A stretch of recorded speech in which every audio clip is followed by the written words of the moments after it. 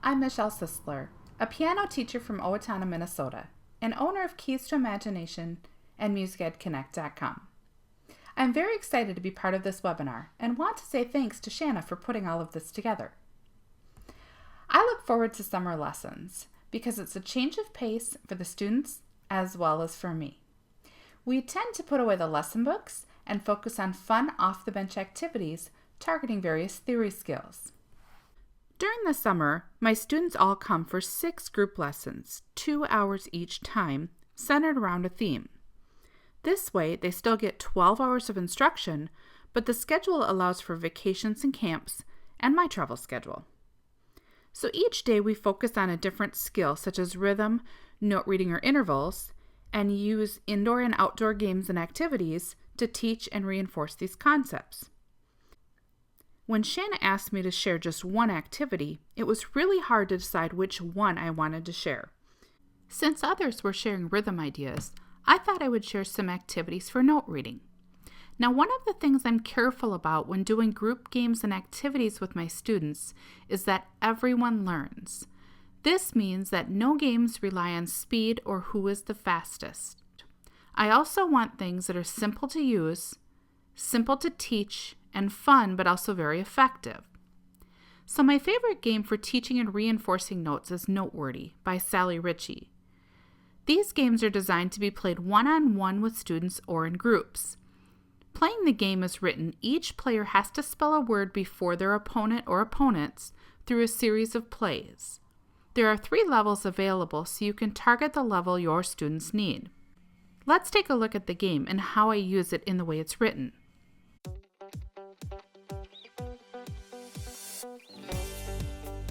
Whirligig games were designed to be an easy and fun method of teaching and drilling music concepts.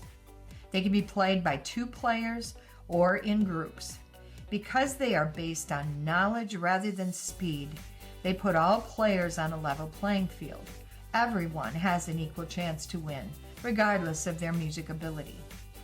Each game concentrates on a specific music concept and is available in multiple levels. Notewordy 2 has 4 two-sided game boards in the game packet. We have chosen to play the word bead. Our opponent is playing the word cage.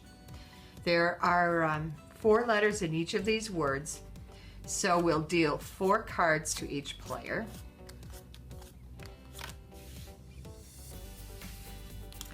And we turn up the top card of the drawing pile. Now you are going to be seeing your cards since you are this player, but you won't be able to see what your opponent has. You'll notice we have some treble, some bass clef cards. This game is also available in treble or bass alone. Now the first thing that has to be done, every turn starts out with drawing a card. So our opponent is going to draw first. Now she has a choice of taking this A, which she needs, or she can draw one from the pile. So she only needs one A though, so she's going to have to check her hand first and see if she needs it. So she's going to make her move then. She's taking the A and she will place it on her word. The object of this game is to spell your word before your opponent does. And now she has to discard before her turn is over. So she has discarded a B. Now B is something we need. However, we have to identify these cards first to see if we already have it.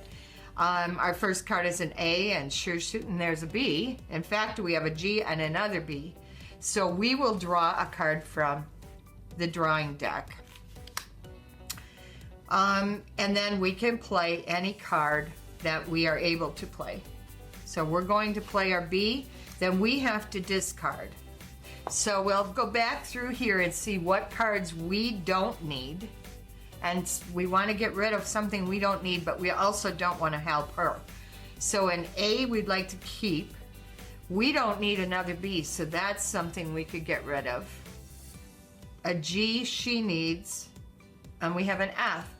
We also don't need that, so we would have a choice of discarding our B or our F. So I think we'll discard the B.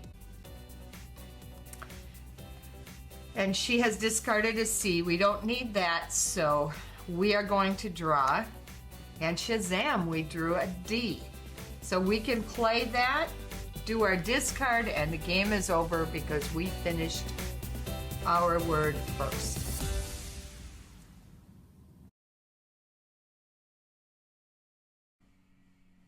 By using the same game, you can also create indoor or outdoor games. I want to show you just some very simple ways to do this in lessons that will not require a lot of your time for setting up or learning a lot of rules. Using jump ropes is one of my favorite ways to get kids outside and learning about steps, skips, intervals, and note reading. In this case, the teacher draws a random noteworthy playing card, tells students whether they are in the bass or the treble clef, and the note name that they drew, not showing students the cards. Students need to then stand where that note would be on the staff. An alternate way of playing this game is to show students one of the game boards with the words on it, and they have to work as a team to spell the word on the staff, each student representing a note.